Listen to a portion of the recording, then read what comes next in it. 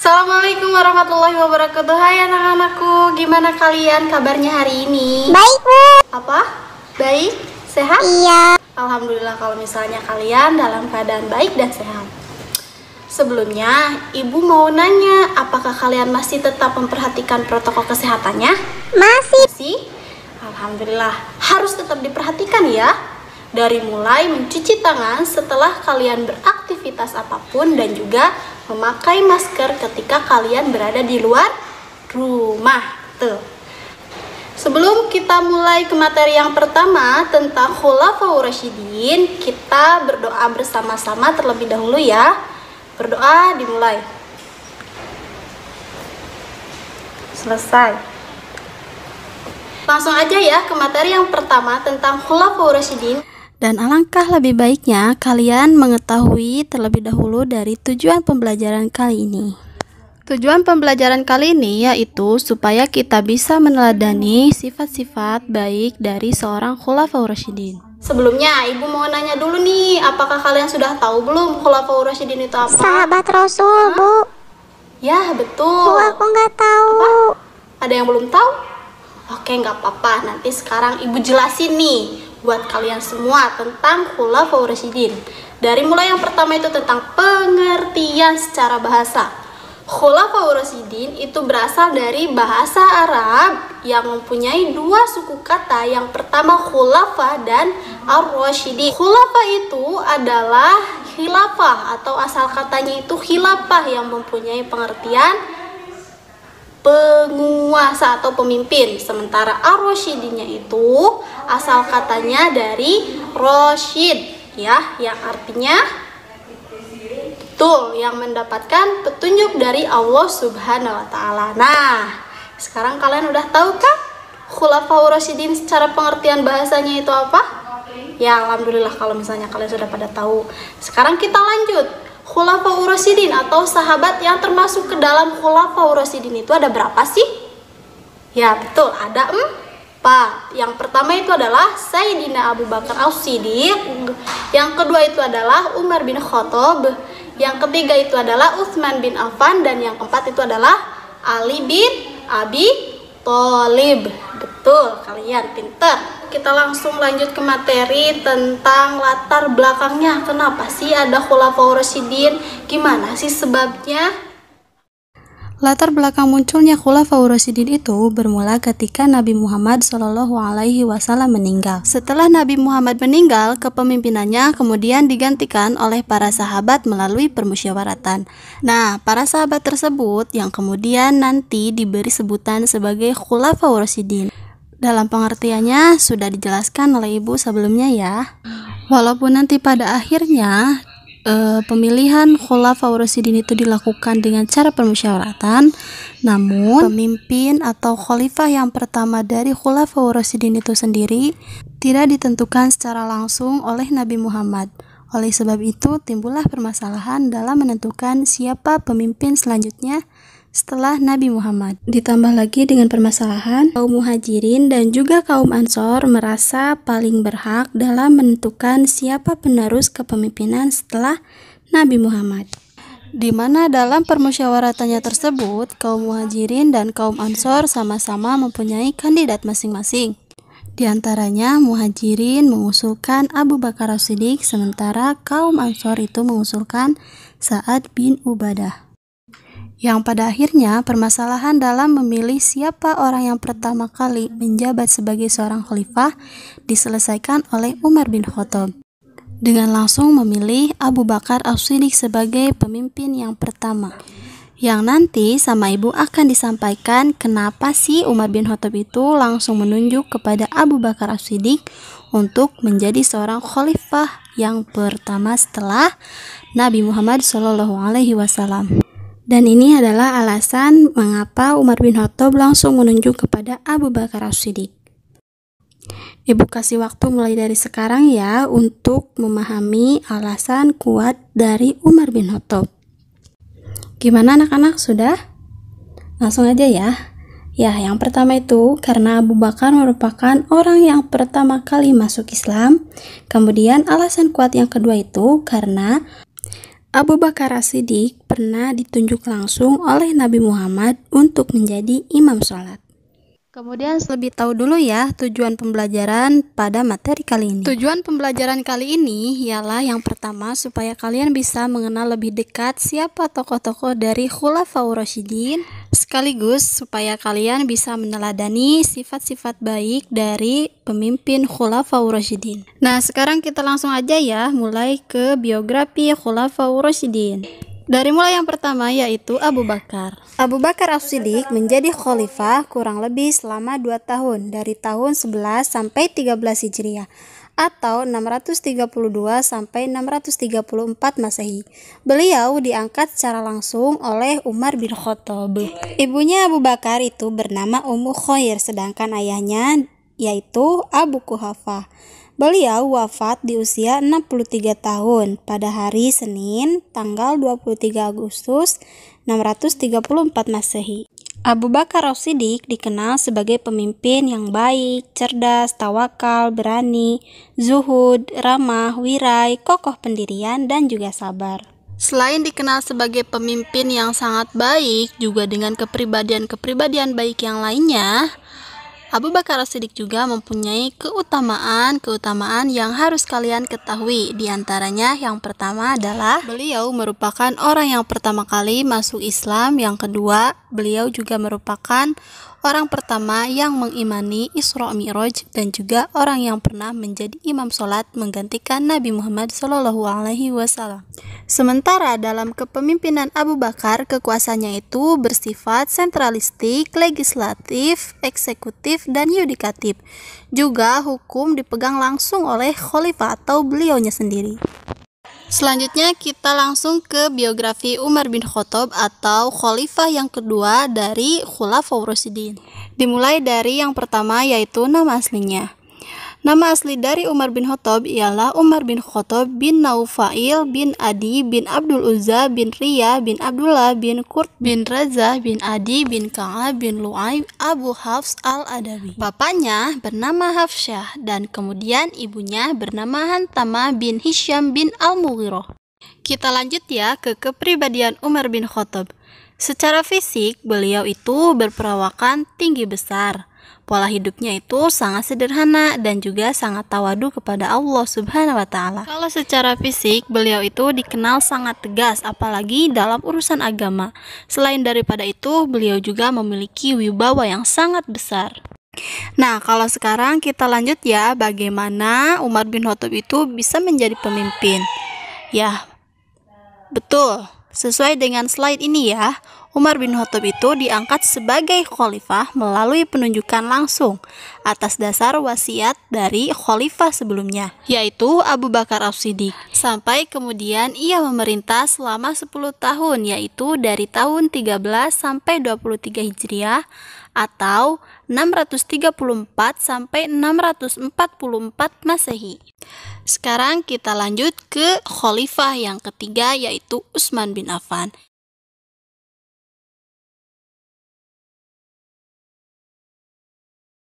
Perlu kalian ketahui juga bahwasanya Utsman bin Affan itu merupakan putra dari Affan bin Abi al-Aus dan juga Arwah bin Quraisy bin Rabi'ah bin Hubaib bin Abdusyam. Utsman bin Affan ketika menjabat sebagai seorang pemimpin, beliau itu dibunuh pada tanggal 17 Juni 655 Masehi. Beliau itu diangkat sebagai pemimpin melalui Dewan Pemilihan Khalifah, yaitu semacam tim formatur yang dibentuk oleh Khalifah Umar bin Khattab. Sementara kalau dari kepribadian Utsman bin Affan itu dikenal sebagai sosok pemimpin yang mempunyai akhlak yang sangat mulia, pemalu, dermawan, dan juga terhormat. Setelah Utsman bin Affan itu meninggal, kemudian kepemimpinannya dilanjutkan oleh Ali bin Abi Thalib. Langsung aja ya kita bahas mulai dari biografinya. Nama lengkap beliau atau Ali bin Abi Thalib ialah Ali bin Abi Thalib bin Abdul Manaf bin Abdul Muthalib bin Hashim bin Abdul Manaf bin Qusay bin Kilab bin Murrah bin Ka'ab bin Lu'ay bin Ghalib bin Fir bin Malik bin An-Nadr bin Kinanah. Ali bin Abi Thalib merupakan seorang putra dari ibu yang bernama Fatimah binti Asad dan juga ayahnya bernama Abu Thalib.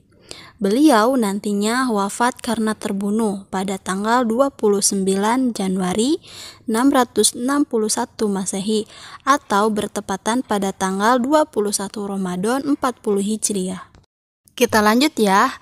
Ali bin Abi Thalib itu menjabat sebagai khalifah kurang lebih selama 5 tahun, dari tahun 35 sampai 40 Hijriah atau 655 sampai 660 Masehi. Pada masa kepemimpinan Ali bin Abi Thalib, kondisi masyarakatnya itu tengah kacau karena dipenuhi oleh pemberontakan yang meminta keadilan dalam urusan pembunuhan Utsman bin Affan. Lebih jelasnya nanti akan Ibu sampaikan pada materi berdirinya Daulah Umayyah.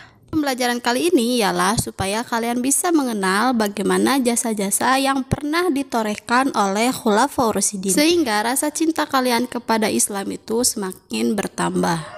Langsung aja ya, mulai dari prestasi Khulafaur Rasyidin yang pertama. Dari mulai perluasan wilayah, kodifikasi Al-Quran, memerangi nabi palsu, dan para pembangkang. Perlu kalian ketahui bahwasanya perluasan wilayah pada zamannya Khulafaur Rasyidin itu bisa sampai keluar daerah Jazirah Arab dan bisa dikatakan sebagai keberhasilan yang paling besar. Bisa kalian lihat buktinya dari slide ini ya, bahwasanya ketika Utsman bin Affan itu menjabat seorang pemimpin atau khalifah, perluasan wilayah Islam itu sudah mencapai ke berbagai wilayah dari mulai Khurasan, Armenia, Tunisia, Azerbaijan, Rai, Amuria, dan Siprus. Dan perlu kalian ketahui ada kunci keberhasilan yang membuat Khulafaur Rasyidin itu berhasil dalam memperluas wilayah kekuasaan Islam. Di antaranya adalah yang pertama, jika ada seseorang yang masuk Islam, maka jiwa dan hartanya itu akan dilindungi oleh Khulafaur Rasyidin dan para pasukannya. Kemudian yang kedua, jika tidak mau masuk Islam, mereka harus membayar pajak, maka jiwa dan hartanya itu akan dilindungi. Kemudian yang ketiga, jika ada seseorang yang menantang secara keras karena tidak mau masuk Islam juga tidak mau membayar pajak, maka orang tersebut akan diperangi.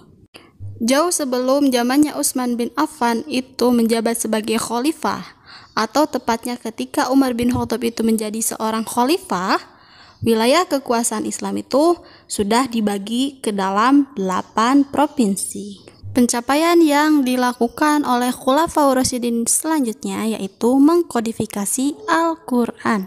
Kodifikasi Al-Quran pada zamannya Khulafaur Rasyidin itu dilakukan sebanyak 2 kali.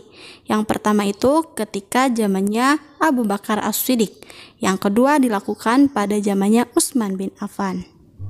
Nah, kemudian dari situ timbullah pertanyaan, apakah pada zamannya Abu Bakar As-Siddiq dengan Utsman bin Affan kodifikasi Al-Qurannya itu sama ataukah berbeda? Kalau misalnya berbeda, seperti apa ya? Oke, kita langsung aja ya, lihat di slide yang ini ya. Gimana, sudah tahu belum jawabannya? Ya, gimana?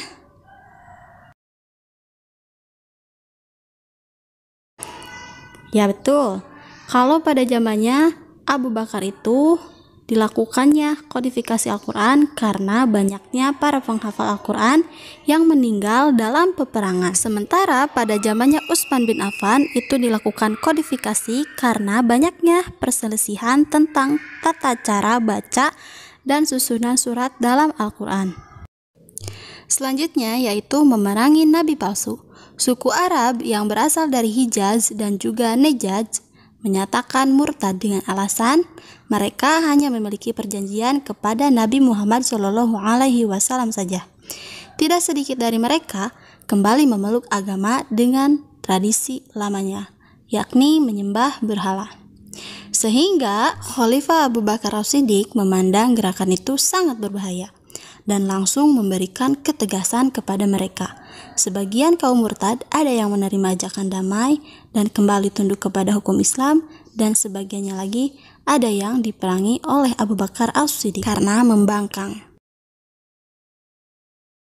Berikut ini merupakan nama-nama nabi palsu yang dikenal atau yang sangat terkenal pada zamannya Khulafaur Rasyidin. Yang pertama itu adalah Aswad Al-Ansi. Yang kedua ialah Tulailah bin Khuwailid Al-Asadi. Yang ketiga yaitu Malik bin Nuwairoh. Yang keempat ialah Musailamah al-Kadzab. Pelajaran kali ini tidak berbeda jauh dengan tujuan pembelajaran yang sebelumnya, yaitu supaya kalian bisa meningkatkan rasa cinta kalian terhadap Islam setelah mengetahui prestasi-prestasi Khulafaur Rasyidin yang selanjutnya atau bagian yang kedua. Prestasi Khulafaur Rasyidin bagian yang kedua dimulai dari bidang pembenahan administrasi negara, penetapan kalender Hijriah, Dewan Pemilihan Khalifah, dan pembentukan Angkatan Laut. Dalam pembenahan administrasi negara, Khalifah Umar bin Khattab membentuk Baitul Mal dan Dewan Perang. Sebelumnya ada yang tahu nggak Baitul Mal itu apa? Gak ada? Dewan Perang apa coba? Gak ada? Oke, nggak apa-apa, Ibu jelasin ya sekarang. Baitul Mal yaitu sebuah lembaga yang bertugas untuk mengurusi keuangan negara. Sedangkan Dewan Perang merupakan lembaga yang bertugas untuk mencatat administrasi negara. Oh iya, ada satu hal lagi yang harus kalian ketahui, bahwasanya orang-orang yang bertugas di Baitul Mal itu dipilih secara ketat oleh Umar bin Khattab. Utamanya, orang-orang tersebut harus mempunyai sikap yang jujur.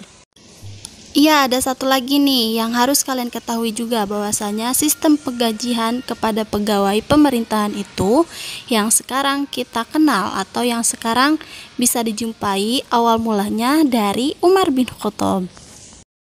Selain daripada membentuk Baitul Mal dan juga Dewan Perang, pada zamannya Khulafaur Rasyidin juga dibentuk Dewan Pemilihan Khalifah, yaitu dewan yang bertugas dalam mencari pengganti atau sosok kepemimpinan setelah beliau. Dewan Pemilihan Khalifah ini beranggotakan 6 orang sahabat yang saat itu dianggap paling tinggi tingkatannya. Di antaranya adalah yang pertama Utsman bin Affan, yang kedua Ali bin Abi Thalib, yang ketiga Tolha bin Ubaidillah, yang keempat Zubair bin Awam, yang kelima Abdurrahman bin Auf, dan yang keenam Sa'ad bin Abi Waqqas. Nah, tadi kan kita sudah mengenal atau sudah tahu nih apa saja yang dibentuk dalam pemerintahannya. Dari mulai Baitul Mal sampai kemudian Dewan Pemilihan Khalifah. Sekarang ada hal yang berbeda dari sebelumnya, yaitu kalender Hijriah. Ya, betul. Kalender Hijriah yang sekarang kita jumpai pada saat ini merupakan salah satu kontribusi dari Khulafaur Rasyidin, lebih tepatnya oleh Umar bin Khattab. Khalifah Umar bin Khattab menetapkan permulaan tahun Islam itu pada saat Nabi Muhammad hijrah dari Mekah ke Madinah, disebabkan hijrah merupakan titik balik kemenangan Islam. Satu lagi yaitu pembentukan Angkatan Laut. Ya, betul. Selain daripada yang tadi sudah dijelaskan, Khulafaur Rasyidin juga mempunyai kontribusi dalam membentuk Angkatan Laut. Lebih tepatnya itu pada zamannya Khalifah Utsman bin Affan, atas dasar dari usulan Muawiyah bin Abu Sufyan. Tujuan dibentuknya Angkatan Laut ini adalah untuk melindungi wilayah Afrika, Siprus, hingga Konstantinopel. Tujuan materi pembelajaran kali ini yang pertama supaya kalian bisa mengetahui prestasi Khulafaur Rasyidin dan juga supaya kalian bisa meneladani Khulafaur Rasyidin dalam mencapai prestasi-prestasi gemilangnya. Prestasi Khulafaur Rasyidin bagian ketiga. Dari mulai ilmu nahwu, renovasi Masjid Nabawi, dan mengganti pejabat korupsi. Pertama kita langsung aja ya bahas ke ilmu nahwu. Ada yang tahu nggak ilmu nahwu itu apa? Apa? Gimana? Nggak ada? Oke, nggak apa-apa. Ibu jelasin ya sekarang. Ilmu nahwu ialah ilmu yang mempelajari tata bahasa Arab. Dan kalian harus tahu juga bahwasanya pada masa pemerintahan Khalifah Ali bin Abi Thalib, penulisan huruf hijaiyah belum dilengkapi dengan tanda baca seperti kasroh, fathah, dhammah, dan syaddah. Hal itulah yang menyebabkan banyaknya kesalahan bacaan teks Al-Quran dan Al-Hadis di daerah-daerah yang jauh dari Jazirah Arab. Sehingga untuk menghindari kesalahan fatal dalam bacaan Al-Quran dan Al-Hadis, maka Khalifah Ali bin Abi Thalib memerintahkan Abu Aswad Ad-Du'ali untuk mengembangkan pokok-pokok ilmu nahwu, yaitu ilmu yang sudah tadi Ibu jelasin ya pengertiannya. Pencapaian selanjutnya yang dilakukan oleh Khulafaur Rasyidin ialah merenovasi Masjid Nabawi. Masjid Nabawi merupakan tempat pertama di kawasan Jazirah Arab yang penerangannya menggunakan aliran listrik, dan juga merupakan masjid kedua yang dibangun oleh Rasulullah Shallallahu Alaihi Wasallam pada tahun 1 Hijriah. Perluasan Masjid Nabawi pertama kali dilakukan pada masa Umar bin Khattab. Karena pada masa Umar bin Khattab, umat Islam itu semakin bertambah banyak dan daya tampung Masjid Nabawi otomatis harus diperluas. Sementara tujuan lainnya ialah untuk lebih memberikan rasa kenyamanan saat umat Islam beribadah di dalam masjid. Sehingga Masjid Nabawi kemudian dibangun dengan sedemikian indahnya. Bangunan masjid yang diperluas ialah sisi utara, selatan, dan barat. Detailnya, sisi barat masjid diperluas sebanyak 20 hasta, atau dalam satu hastanya itu setara dengan 46,2 cm. Sementara sisi selatan atau kiblat ditambah menjadi 10 hasta. Sehingga secara keseluruhan panjang masjid dari bagian utara ke selatan menjadi 140 hasta. Kemudian dari bagian timur ke barat panjangnya menjadi 120 hasta. Oh iya, kalian harus tahu ya bahwasanya model Masjid Nabawi yang direnovasi dan diperluas pada masa Umar ini masih menggunakan pola dan model yang sama seperti pada masa Nabi. Dinding masih dari batu bata, tiangnya dari pohon kurma, dan atapnya juga dari daun kurma yang tingginya mencapai 11 hasta. Masjid Nabawi kemudian dilakukan kembali perenovasian pada masa Khalifah Utsman bin Affan, yakni pada tahun 29 Hijriah, karena daya tampung masjid kembali tidak mencukupi. Para sahabat kemudian mengadukan hal tersebut pada sang khalifah. Setelah dilakukannya permusyawaratan, masjid kemudian sepakat untuk diperluas. Kita lanjut ya ke hal lain yang dicapai oleh Khulafaur Rasyidin, ialah mengganti pejabat yang korupsi. Khalifah Ali bin Abi Thalib menginginkan sebuah pemerintahan yang efektif dan efisien. Oleh karena itu, beliau kemudian mengganti pejabat-pejabat yang kurang cakap dalam bekerja, serta memberantas korupsi dan penindasan dengan cara menegakkan keadilan, yaitu dengan pembuatan SOP dalam hal-hal yang berkaitan dengan tugas jaksa, hakim, dan penegak hukum lainnya. Sejarah dinasti Umayyah. Tujuan pembelajaran kali ini ialah supaya kalian bisa mengenal apa itu sejarah dinasti Umayyah dan juga bisa meneladani dari peristiwa berdirinya dinasti Umayyah yang bermula dari Khalifah Ali bin Abi Thalib. Langsung aja ya, lihat di latar belakang dinasti Umayyah. Di mana latar belakangnya itu bermula ketika kondisi dari kekhalifahan Ali bin Abi Thalib itu sangat kacau. Karena para pemberontak meminta keadilan atas pembunuhan Utsman bin Affan. Muncullah beberapa kelompok, termasuk dari kelompok Ali bin Abi Thalib, Muawiyah bin Abu Sufyan, dan Aisyah binti Abu Bakar. Dari kelompok tersebut muncullah konflik perselisihan yang mengarah pada konfrontasi. Ditambah lagi dengan hasutan yang dilakukan oleh Abdullah bin Saba. Namun, pada akhirnya konflik tersebut bisa diselesaikan oleh Khalifah Ali bin Abi Thalib. Tetapi tidak lama setelah itu kemudian timbul kembali konflik antara Ali dengan Muawiyah disebabkan oleh hal yang sama, yakni menuntut keadilan terbunuhnya Utsman bin Affan. Sampai kemudian terjadilah peristiwa Tahkim Daumatul Jandal pada tahun 656 Masehi. Peristiwa tersebut merupakan perundingan umat Islam yang kalian bisa lihat ya dan baca di slide ini. Beberapa tahun setelah tahkim, Khalifah Ali terbunuh oleh Abdurrahman bin Muljam dan kemudian kepemimpinannya diganti oleh anaknya yaitu Hasan bin Ali. Hasan bin Ali setelah 3 bulan kepemimpinan menyerahkan jabatannya kepada Muawiyah bin Abu Sufyan dengan beberapa syarat. Ini dia syarat-syarat yang diberikan oleh Hasan bin Ali kepada Muawiyah bin Abu Sufyan. Langsung aja ya, simak. Setelah mengetahui persyaratan yang diberikan oleh Hasan bin Ali, kemudian Muawiyah menerima dan melakukannya. Dilantiklah kemudian Muawiyah bin Abu Sufyan sebagai pemimpin setelah Hasan bin Ali. Dan peristiwa tersebut dinamakan sebagai peristiwa Amul Jamaah. yang menandai berdirinya dinasti Umayyah. Hal pertama yang dilakukan oleh Muawiyah bin Abu Sufyan sebagai khalifah pertama pada dinasti Umayyah yaitu memindahkan pusat pemerintahannya dari Madinah ke Damaskus. Muawiyah kemudian berdiri dan berkuasa sampai 90 tahun lamanya dengan 14 khalifah yang bisa kalian lihat di slide ini ya. Di pembelajaran kali ini ialah supaya kalian bisa mengetahui perkembangan peradaban pada masa Daulah Umayyah dari mulai bidang sosial, bidang budaya, dan juga bidang militer. Langsung aja ya, mulai yang pertama yaitu perkembangan di bidang sosial. Dalam bidang sosial, pada masa dinasti Umayyah bisa dikatakan sudah dalam keadaan yang maju, karena sudah terciptanya ketertiban kehidupan bermasyarakat. Dengan dibuktikan adanya lembaga penegak hukum, seperti lembaga pengadilan dan juga polisi.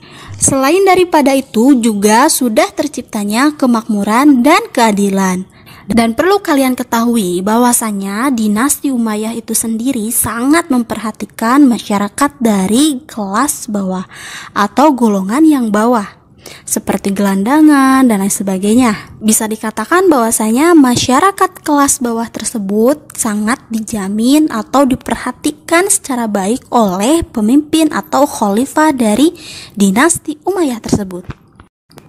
Tidak sampai situ saja, karena sarana prasarana untuk kehidupan bermasyarakat pun tetap diperhatikan atau diprioritaskan oleh dinasti Umayyah. Dibuktikan dengan dibangunnya rumah sakit, jalan raya, sarana olahraga seperti gelanggang pacuan kuda, kantor pos, pasar, dan lain sebagainya. Gimana, sampai situ paham nggak? Kalau misalnya sudah, kita lanjutin ya. Langsung aja ke perkembangan pada bidang budaya. Oh iya, kalian tahu nggak bahwasanya bahasa Arab pada zamannya dinasti Umayyah itu berkembang secara luas loh, sampai ke berbagai penjuru dunia, dan bahkan menjadi salah satu bahasa resmi internasional di samping bahasa Inggris. Sampai-sampai mata uang pada zamannya dinasti Umayyah itu dicetak dalam bahasa Arab. Dan yang terakhir, perkembangan pada bidang politik atau militer. Langsung aja ya. Pada masanya dinasti Umayyah, mulai dibentuklah 5 lembaga pemerintahan. Mulai dari lembaga politik, lembaga keuangan, lembaga tata usaha negara, lembaga kehakiman, dan juga lembaga ketentaraan. Selain daripada itu, pada zamannya dinasti Umayyah juga dibentuk Dewan Sekretaris Negara atau Diwanul Kitabah yang bertugas mengurusi berbagai macam urusan pemerintahan. Dan dewan ini terdiri dari 5 orang sekretaris, yang diantaranya yang pertama sekretaris persuratan, sekretaris kepolisian, sekretaris kehakiman, sekretaris keuangan, dan juga yang terakhir sekretaris tentara. Untuk mengurusi keselamatan khalifah, kemudian dinasti Umayyah membentuk Al-Hijabah atau ajudan. Jadi semua orang yang akan menghadap khalifah pasti harus meminta izin dulu kepada Al-Hijabah. Nah, itu dia perkembangan yang sudah dicapai atau yang sudah dilakukan oleh dinasti Umayyah. Sampai sini paham gak? Paham? Alhamdulillah. Kalau paham kita lanjut ya. Nah, tadi kan Ibu sudah menjelaskan ya dari awal di bidang sosial sampai ke yang ketiga tadi, yang terakhir yaitu dalam bidang militernya. Maka bisa dikatakan bahwasanya dinasti Umayyah berhasil memajukan dan mengembangkan beberapa bidang-bidang yang sangat penting untuk kehidupan dinasti atau kekerajaan. Iya, ada satu hal lagi yang penting nih yang harus kalian ketahui juga, bahwasanya pada bidang politik dan militer ada beberapa tokoh yang sangat berperan dalam pengembangannya. Di antaranya yang pertama Khalifah Muawiyah, yang kedua Khalifah Abdul Malik bin Marwan, yang ketiga Khalifah Wahid bin Abdul Malik, dan yang terakhir ialah Khalifah Sulaiman bin Abdul Malik. Tokoh ilmuwan muslim terkemuka Daulah Umayyah bagian yang pertama. Tujuan pembelajaran kali ini ialah supaya kalian bisa mengenal, mengetahui, dan juga meneladani tokoh ilmuwan muslim terkemuka Daulah Umayyah bagian yang pertama. Perlu kalian ketahui bahwasanya ilmu hadis mulai dirintis pada masa Khalifah Abdul Malik bin Marwan. Pada masa itu sudah terjadi usaha-usaha pengumpulan hadis yang dilakukan atau yang diperintahkan langsung oleh Khalifah pada zaman dinasti Umayyah. Seperti contohnya pada masa Khalifah Umar bin Abdul Aziz, pengumpulan hadis dilakukan dengan cara memerintahkan kepada para gubernur dan juga para ulama. Salah satu gubernur yang diperintahkan langsung oleh Khalifah dalam mengumpulkan hadis ialah Gubernur Madinah, yaitu Abu Bakar bin Muhammad bin Amr. Beliau diperintahkan secara langsung oleh Khalifah untuk mengumpulkan hadis-hadis yang ada pada Amroh binti Abdurrahman dan juga Qasim bin Muhammad bin Abu Bakar.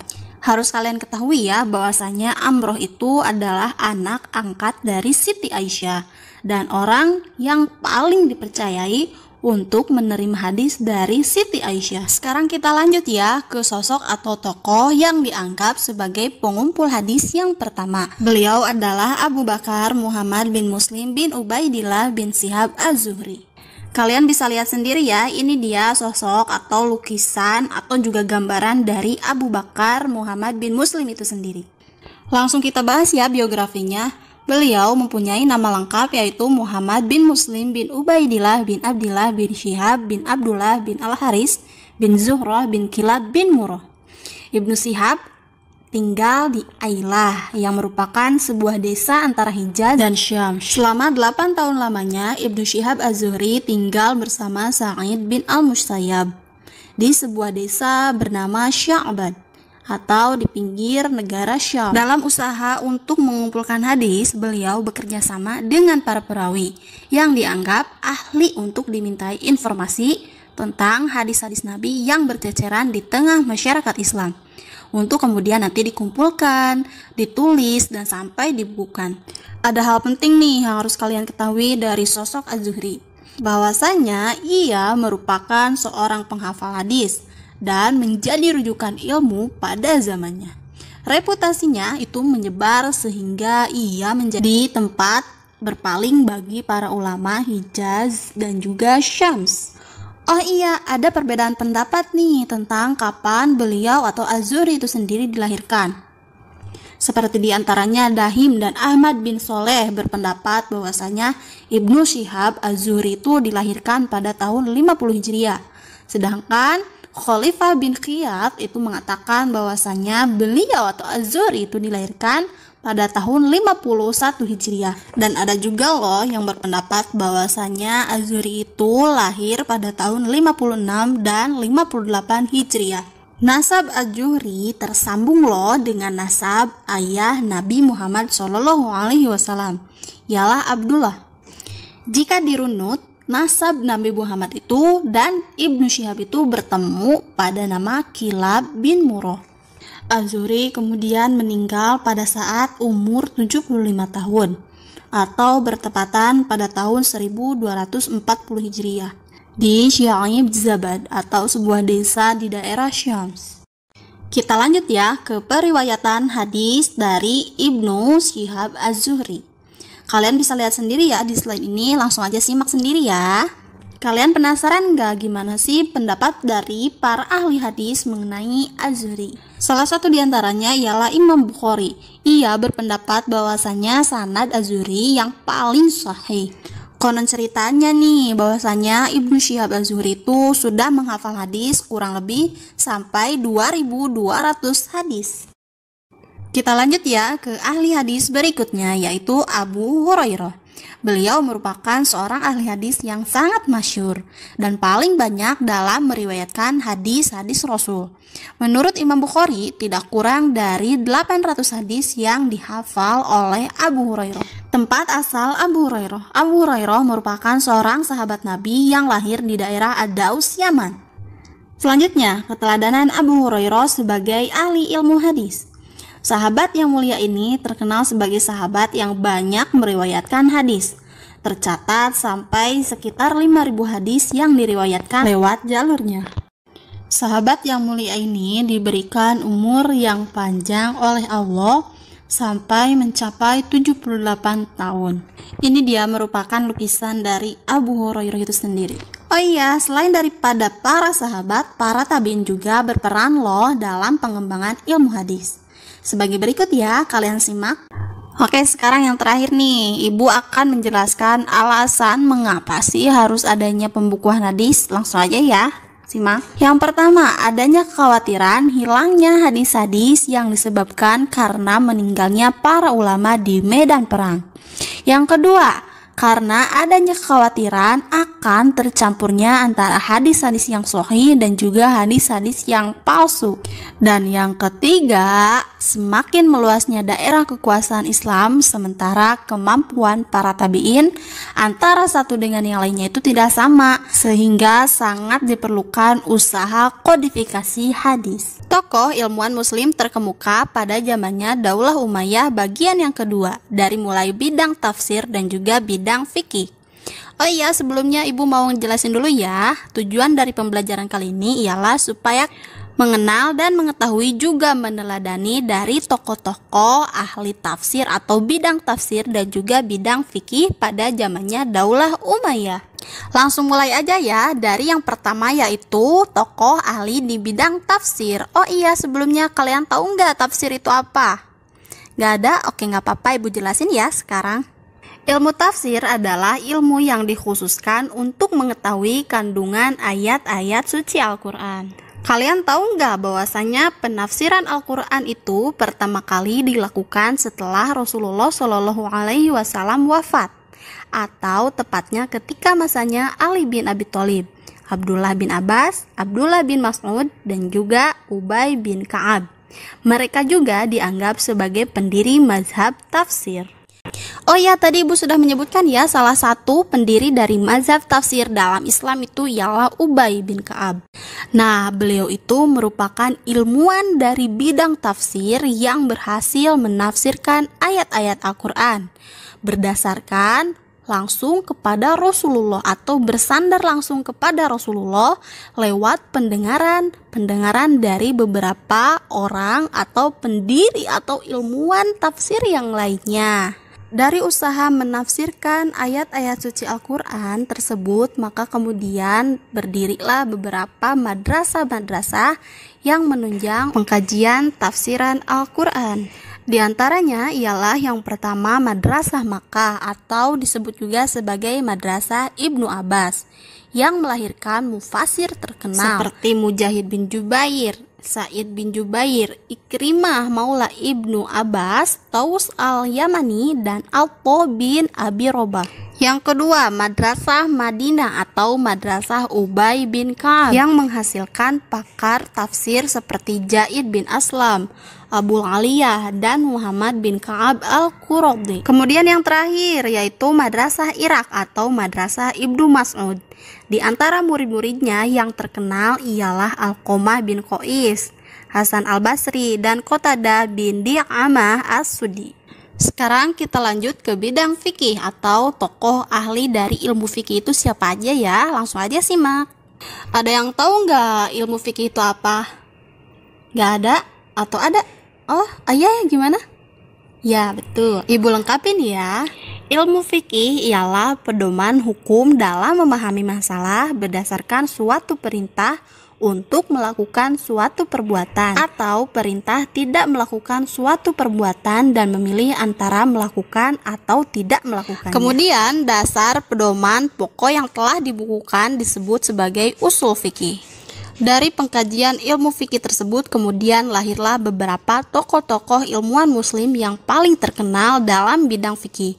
Di antaranya yang pertama, Syuriah bin Haris, Alqamah bin Qais, Masruq al-Ajda, Al-Aswad bin Yazid, dan masih banyak yang lainnya. Tujuan pembelajaran kali ini supaya kalian bisa mengetahui apa itu ilmu tasawuf dan juga ilmu sastra dan bagaimana latar belakang munculnya ilmu tersebut pada masa dinasti Umayyah. Selain daripada itu, supaya kalian juga mengetahui siapa saja tokoh-tokoh yang masyhur pada masa dinasti Umayyah dalam bidang tasawuf dan juga ilmu bahasa.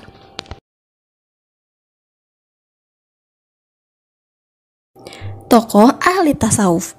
Sebelum kalian mengetahui siapa saja tokoh-tokoh dari ilmu tasawuf, kalian harus tahu dulu ya, mulai dari pengertian, tujuan, latar belakang, dan lainnya sebagainya mengenai ilmu tasawuf. Mulai dari yang pertama aja ya, pengertian. Tasawuf merupakan sebuah ilmu tentang cara mendekatkan diri kepada Allah Subhanahu wa Ta'ala. Tujuannya agar hidup semakin mendapatkan makna yang mendalam, serta mendapatkan ketentraman jiwa. Tujuan lain dari ilmu tasawuf ialah supaya hidup manusia itu memiliki akhlak yang mulia, sempurna, dan juga kamil.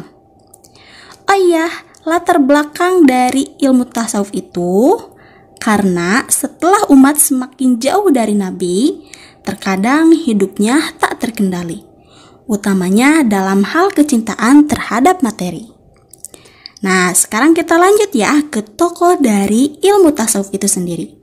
Di antaranya pada masa dinasti Umayyah, yaitu Sa'id bin Musayyab, kemudian Hasan al-Basri, dan juga Sufyan as-Tsauri. Sekarang kita lanjut ya ke ahli bahasa atau ilmu bahasa dan sastra. Dari mulai yang pertama, latar belakang dari ilmu sastra itu sendiri. Kalian harus tahu ya, penggunaan bahasa Arab yang makin luas membutuhkan suatu panduan kebahasaan yang dapat dipergunakan oleh semua golongan. Sampai kemudian lahirlah satu tokoh yang paling masyhur, yaitu Sibawaihi. Beliau sampai mengarang sebuah buku yang berisi pokok-pokok kaidah bahasa Arab yang berjudul Alkitab. Buku tersebut bahkan termasyhur hingga saat ini. Oh iya, kita langsung aja ya lanjut ke tokoh-tokohnya. Siapa aja sih? Yang pertama, Nu'man bin Bashir al-Ansori. Yang kedua, Qais bin Mulawah, kemudian Laila Majnun al-Akhtal, kemudian Abul Aswad ad-Duwali, Al-Farazdak, dan juga yang terakhir yaitu Jarir. Daulah Umayyah bagian keempat, dari mulai bidang sejarah, geografi, dan juga kedokteran. Tujuan pembelajaran kali ini ialah supaya kalian bisa memahami, meneladani orang-orang atau tokoh ilmuwan terkemuka Daulah Umayyah bagian yang keempat dalam bidang sejarah, geografi, dan juga kedokteran. Langsung aja ya, mulai dari yang pertama, tokoh ahli sejarah dan geografi. Sejarah dan geografi adalah ilmu yang membahas tentang perjalanan hidup, kisah, dan juga riwayat. Pada masa dinasti Umayyah, Khalifah Muawiyah bin Abu Sufyan memerintah Ubaid bin Syariah al-Jurhumi untuk menulis sejarah masa lalu dan masa Bani Umayyah. Di antara karyanya adalah Kitab Al-Muluk wal Akhbar al-Maghdi, yang merupakan buku catatan sejarah raja-raja masa lalu. Ubaid ibnu Syariah al-Jurhumi merupakan seorang ahli sejarah dan juga geografi pada masa pra-Islam dan juga masa Islam. Ubaid telah diperkirakan hidup selama 300 tahun lamanya, menurut apa yang telah ditulis oleh Badri Yatim. Sehingga Ubaid telah hidup di dua masa, yakni masa Islam dan juga pra-Islam. Ubaid termasuk penduduk Sona'ah. Di kalangan masyarakat, beliau dikenal sebagai ahli kisah dan juga cerita, sehingga Muawiyah pun terketuk untuk menjadikannya sebagai ahli sejarah yang dihormati dan telah dianggap pakar sejarah dunia hingga sekarang. Sejak masa pemerintahan Muawiyah, Ubaid bahkan dianggap sebagai pembesar kerajaan. Karyanya ialah Al-Muluk wa Akhbar al-Madin, yang mencapai reputasi tinggi dan juga dicari di setiap tempat. Naskahnya tersebar luas sampai ke berbagai daerah. Karakter yang diciptakan Ubaid dalam karyanya ialah percakapan, kisah-kisah fiktif, dan cerita-cerita masa lalu yang dipenuhi dengan Israiliyat. Selain itu, terdapat sejumlah bait syair yang ditengarai sebagai gubahan para tuba, yang disertai dengan qasidah-qasidah panjang. Dengan keberadaan syair-syair tersebut menggugah perhatian para peneliti sejarah untuk menelusuri periode kemunculannya. sekaligus pengaruh terhadap pola pikir masyarakat saat itu. Oke, sekarang kita lanjut ya ke tokoh ahli dalam ilmu kedokteran. Sekolah Tinggi Kedokteran didirikan pada tahun 706 Masehi oleh Khalifah Walid bin Abdul Malik. Ia sampai memerintahkan para dokter untuk melakukan riset dengan anggaran yang cukup banyak. Dalam rangka mengembangkan ilmu kedokteran, Khalifah meminta bantuan para dokter dari Persia. Pada lembaga inilah Haris bin Khildan dan juga Nazar meraih ilmu kedokteran. Selain itu, gerakan terjemahan buku-buku kedokteran mendukung perkembangan ilmu kedokteran di masa Bani Umayyah. Khalid bin Zaid bin Muawiyah adalah orang pertama yang menerjemahkan buku tentang kedokteran. Kepemimpinan Umar bin Abdul Aziz. Tujuan pembelajaran kali ini ialah supaya kalian bisa mengenal, mengetahui, dan juga meneladani sosok dari Umar bin Abdul Aziz itu sendiri. Langsung aja ya ke biografi dari Umar bin Abdul Aziz. Nama lengkap dari Umar bin Abdul Aziz ialah Abu Hafs Umar bin Abdul Aziz bin Marwan bin Hakam bin As bin Umayyah bin Abdus Syam. Ia adalah keturunan dari Umar bin Khattab melalui ibunya yang bernama Laila Ummu Asim binti Asim bin Umar bin Khattab. Ia lahir ketika ayahnya Abdul Aziz menjadi gubernur di Mesir. Langsung aja ya ke gaya kepemimpinan Umar bin Abdul Aziz. Awal karir Umar bin Abdul Aziz dalam bidang politik atau pemerintahan adalah menjabat sebagai seorang gubernur di Hijaz, yaitu pada masa pemerintahan Al-Walid bin Abdul Malik. Ia diangkat menjadi seorang gubernur Hijaz yang berkedudukan di Madinah pada usia 24 tahun. Umar bin Abdul Aziz dikenal sebagai gubernur yang adil, bijaksana, mengutamakan dan memperhatikan kepentingan rakyat, serta mau mendiskusikan berbagai masalah penting yang berkaitan dengan agama, urusan rakyat, dan juga pemerintahan. Umar bin Abdul Aziz diangkat sebagai seorang khalifah berdasarkan wasiat khalifah dinasti Umayyah sebelumnya, yaitu Sulaiman bin Abdul Malik. Setelah menjadi seorang khalifah, beliau meninggalkan cara hidup bermewah-mewahan dan melakukan cara hidup yang sederhana. Beliau juga selalu mengembalikan semua harta yang ada pada dirinya ke Baitul Mal. Beliau mengharamkan atas dirinya untuk mengambil apapun dari Baitul Mal.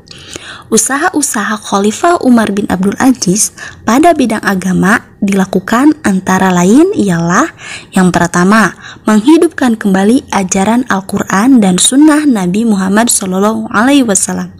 Yang kedua, menerapkan hukum syariah Islam secara serius dan sistematis. Yang ketiga ialah mengadakan kerjasama dengan ulama-ulama besar seperti Hasan al-Basri dan lain sebagainya.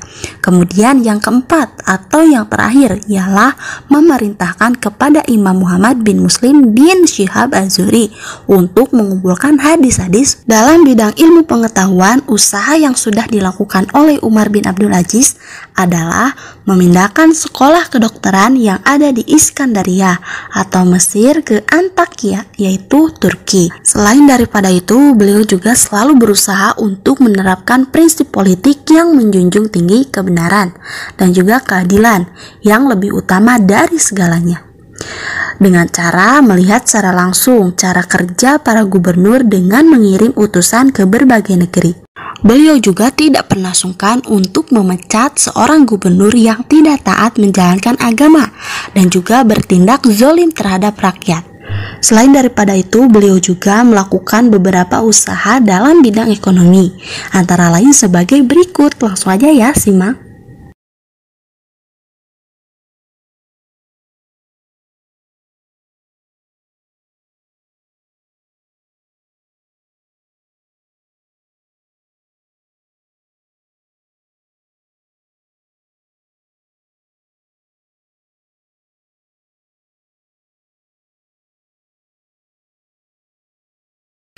Oh iya, kalian tahu nggak bahwasanya Umar bin Abdul Aziz itu mempunyai beberapa nama panggilan atau gelar?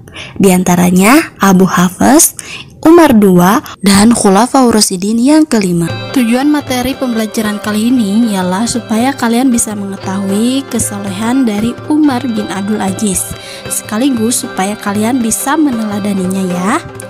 Kesolehan Umar bin Abdul Aziz. Khalifah Umar bin Abdul Aziz adalah sosok pribadi yang mempunyai sikap terpuji. Ia bisa juga dijadikan suri tauladan bagi generasi sesudahnya, baik secara pribadi ataupun secara kepemimpinannya. Salah satu sifat terpujinya ialah taat kepada Allah Subhanahu wa Ta'ala yang tercermin dalam sikap dan tata lakunya.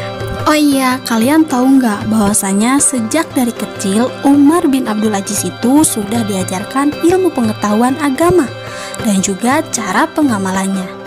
Ia telah terbiasa bahkan mengamalkan semua perintah agama, sehingga jiwanya terbentuk sebagai orang yang soleh dan taat agama. Ketaatan dan ketakwaannya itu tidak hilang begitu saja meskipun nanti beliau menjadi seorang khalifah. Selain daripada itu, Umar bin Abdul Aziz juga terkenal dengan kesopanan dan kesantunannya, yang patut juga kalian teladani ya, agar sikap dan perilaku kalian terhindar dari sombong dan angkuh. Karena kelebihan apapun yang dimiliki oleh kalian seperti kecantikan, ketampanan, kekayaan, dan lain sebagainya itu bersifat sementara, yang pada hakikatnya bukan milik kalian, melainkan titipan Allah Subhanahu wa Ta'ala. Makanya kalian harus menghindari sikap sombong, egois, angkuh, meskipun ada banyak kelebihan dalam dirimu. Umar bin Abdul Aziz juga terkenal sebagai seorang negarawan dan juga politikus yang demokrat. Dalam bidang politik misalnya, Umar bin Abdul Aziz sampai melarang seluruh keluarga menghina bahkan mencaci maki pihak-pihak lain yang berbeda haluan politik mereka. Sikap moderat dan demokratnya Umar bin Abdul Aziz hendaknya kalian teladani dan amalkan juga ya dalam kehidupan sehari-hari. Karena sikap moderat dapat menyelesaikan suatu masalah secara bijak dan damai. Apalagi sikap demokrat itu dibarengi dengan jiwa sportif yang besar. Kalian tahu nggak hal yang pernah dilakukan oleh Umar bin Abdul Aziz dalam kepemimpinannya? Ya, ada yang tahu nggak? Nggak ada? Oke, nggak apa-apa, ibu jelasin ya sekarang. Umar bin Abdul Aziz dalam kepemimpinannya pernah memerintahkan tentaranya agar tidak mengepung Konstantinopel, supaya tentara yang berada di sana tidak terperangkap.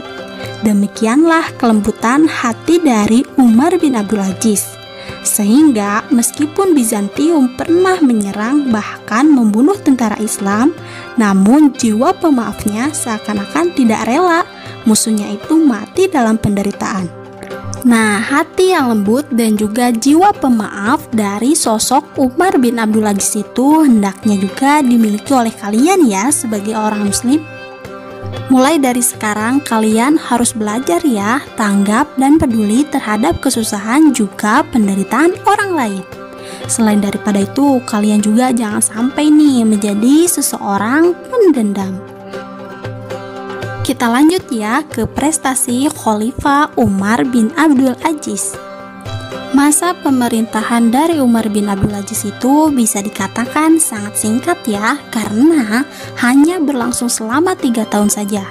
Namun begitu banyak perubahan yang sudah beliau lakukan selama masa pemerintahannya.